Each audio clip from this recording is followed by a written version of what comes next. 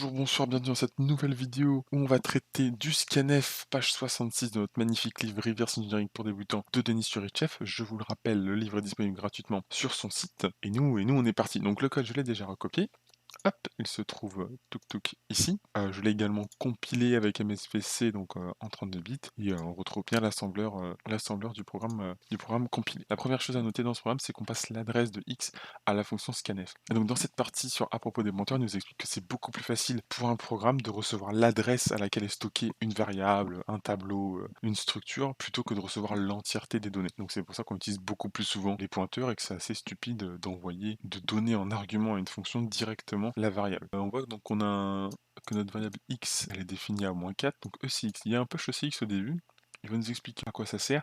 Le but de l'instruction suivant le prologue de la fonction pushECX n'est pas de sauver l'état, mais ça alloue 4 octets sur la pile pour stocker la variable x. X est accédé à l'aide de la macro $x, enfin underscore x dollar, qui vaut -4, et du registre EBP qui pointe sur la structure de pile courante. Et en fait, ensuite, on va avoir un schéma très intéressant, ça permet de se le représenter dans la tête. Dans le registre EBP, à l'adresse qui pointe, on a la valeur sauvée de EBP. Dans EBP plus 4, on a l'adresse de retour. Et ensuite, dans plus 8, plus 12, plus 16, on a les arguments de la fonction. Quand on va dans le négatif de EBP, on a les variables locales. Ensuite, il va nous expliquer un peu l'assembleur qu'on a ici. Donc on a un load EAX, load effective adresse, change l'adresse effective et sont utilisés pour composer une adresse. Donc il va load dans EBP plus 4 la valeur qu'il y a dans EAX, qui est donc notre adresse de retour. Donc, je vous invite à lire ce passage sur l'explication du code en assembleur et nous on va le charger dans LibDBG. Ok, une fois que c'est ouvert, hop, on fait un petit F9 pour se rendre, hop, ici, tac tac tac, ici. On met un breakpoint, donc avec F2, je rappelle, hop, pas de breakpoint, breakpoint, avec F2, et ensuite on va faire un petit F9 pour exécuter, et on se retrouve sur notre breakpoint. Et ici, il nous demande d'exécuter jusqu'au push EAX. Ok, première instruction, appuie sur F2, puis run, continuez jusqu'au point où la variable X est calculée, push EAX. Ok, donc là on peut faire Fn, hop, donc F8, tac tac, push ECX, très bien. Ensuite on a le push scanf, ensuite on a le call scanf. Ok, alors non, du coup je me trompe parce que c'est pas le call scanf, c'est juste le call du premier printf, c'est juste que le fichier s'appelle scanf. Ok, donc il me semble qu'il doit y avoir le printf ici, voilà, on a ça. Cliquez droit dans le fenêtre EAX, alors on va aller jusqu'au push EAX, Fn, tac tac tac, F8, F8. Donc une fois qu'on est ici, il nous demande de faire hop, suivre dans la stack, donc suivre dans la pile.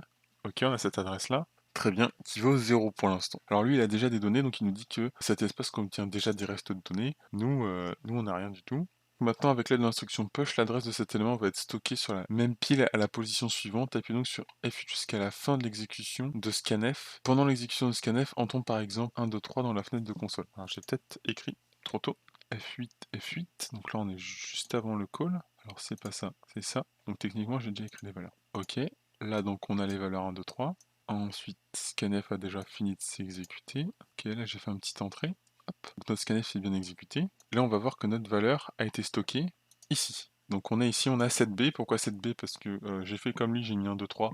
Comme ça, on a la même valeur. Donc 7B, c'est 1, 2, 3 en hexa. Scanf renvoie 1 dans EAX. Ok, on a bien ça aussi. Ce qui indique qu'elle a lu avec succès une valeur. Si nous regardons de nouveaux éléments sur la pile correspondant à la variable locale, il contient maintenant 7B, 1, 2, 3. Plus tard, cette valeur est copiée de la pile vers le registre ECX et passée à printf. Donc A2SP8. On va le faire, on va le faire. Push dans ECX. Hop, donc on a bien notre valeur qui se retrouve dans ECX. Donc c'est ce qu'on a ici.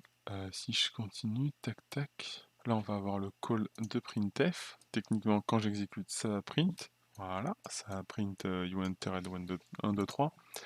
1, 2, 3. Et c'est la fin de notre exemple, du coup. Après, hop, la pile est restaurée. Qu'un A de SP8. Donc là, on va avoir deux valeurs. Hop, vous avez vu en bas à droite, ça a sauté deux valeurs. Parce que c'est 8. XOR EAX, donc hop, ça va nous le vider. Ça va nous le mettre à. Quand je dis vider, c'est nous le mettre à 0. Et ensuite, on sort de notre fonction et l'exécution est terminée.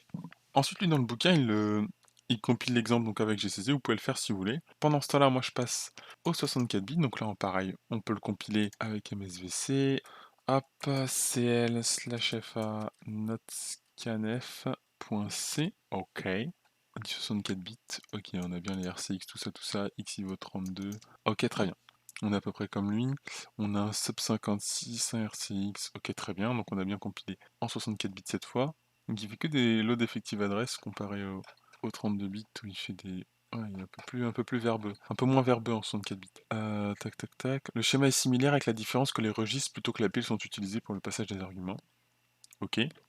Donc ensuite, il fait l'exemple en arme. Hop, hop, hop, hop, hop, hop. Ok, on va passer à l'erreur courante. Passer la valeur de x au lieu du pointeur sur x. Que se passe-t-il ici? Donc ici, hop, il passe x au lieu de son adresse. X n'est pas non initialisé et contient des données aléatoires de la pile locale. Lorsque scanf est appelé, elle prend la chaîne de l'utilisateur, la convertit en nombre et essaie de l'écrire dans X. Sauf que X, c'est une valeur aléatoire et donc il la considère comme une adresse, sauf que c'est juste une valeur aléatoire, donc il va essayer d'aller à cette adresse et donc ça va très probablement faire crasher le programme qui tente d'accéder à une adresse qui est très probablement pas allouée pour ce programme. Assez intéressant, certaines bibliothèques de C Runtime Library compilées en debug mettent un signe distinctif lors de l'allocation de la mémoire, comme 0xCCCC ou bad food. Dans ce cas, X peut contenir CCCC machin, et scanf va essayer d'écrire l'adresse, et si vous remarquez que quelque chose dans votre processus essaye d'écrire à l'adresse 0xCCCC, vous saurez qu'une variable non initialisée ou un pointeur a été utilisé sans initialisation préalable. C'est mieux que si la mémoire nouvellement allouée est juste mise à 0. Donc ça, faut faire attention, ça peut provoquer des bugs. Les variables globales, ce sera pour la deuxième partie de cet épisode.